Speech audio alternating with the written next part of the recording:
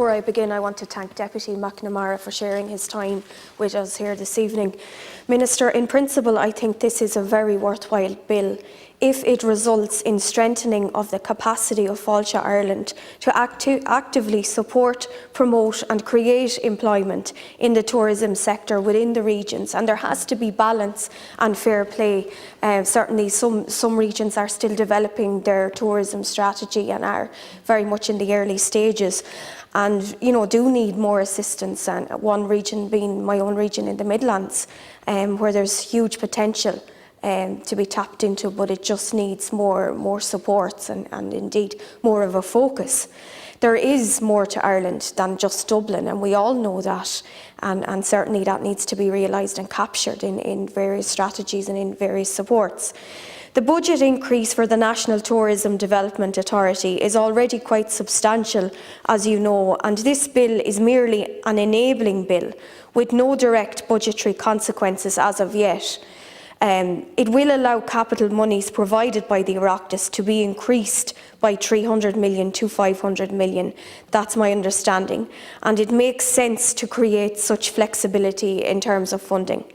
Within my own constituency, I want to acknowledge the hard work over many years of Offaly County Council, who work continuously to promote tourism in Offaly, and we have our own tourist office now in Tullamore for the last few years, and it's great to see that, and it's great to see that there is progress being made, but that's down to the work of the County Council in Offaly, and I want to commend each and every one of them, and indeed the county councillors also who are constantly advocating for the county and promoting the county every way they can.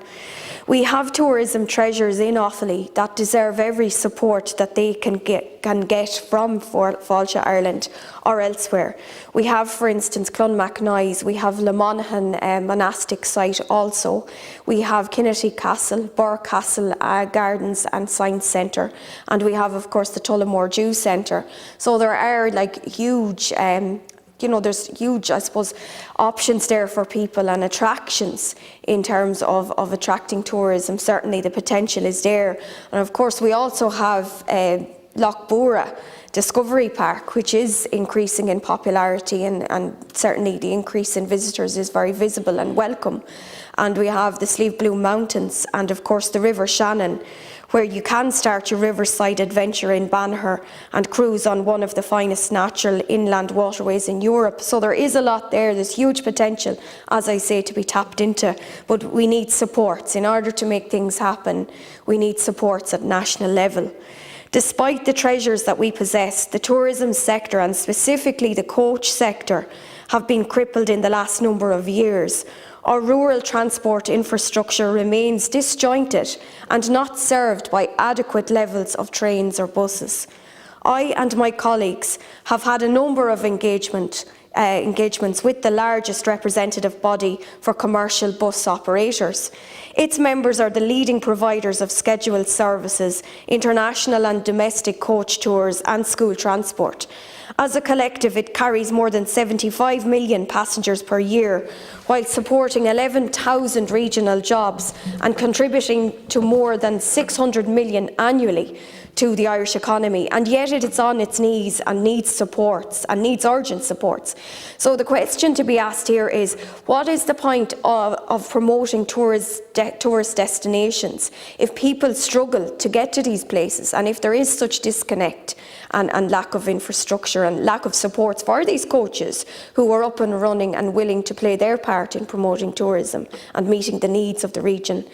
The decision, on another note, the decision to increase the VAT rate for hospitality from 9% to 13.5% is going to add to the massive financial burden that many businesses and hotels find themselves under.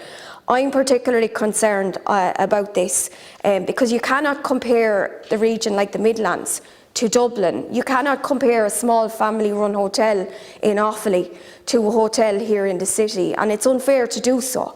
And I believe, Minister, that the fair way to do it is, if you're going to treat everyone the same, then I believe that this VAT rate needs to be reduced back down to the 9%, or we're going to see many hotels having to close their doors. Then we're going to see a loss of jobs, and I'm very concerned about that and would ask for immediate intervention in regard to that. The government talks a good game in terms of tourism ambition for the regions, but this has to be matched with actions and outcomes. Perhaps it would have made more sense to set aside the additional 200 million being proposed under this bill and to offer it instead as a help towards maintaining the VAT rate at 9%. And I just ask if that could be looked at. I do agree with Fáilte Ireland with respect to the Midlands. We need to drive growth in international visitor numbers, tourism revenue and the associated tourism employment and the regional enterprise plan, and I'll end on that note.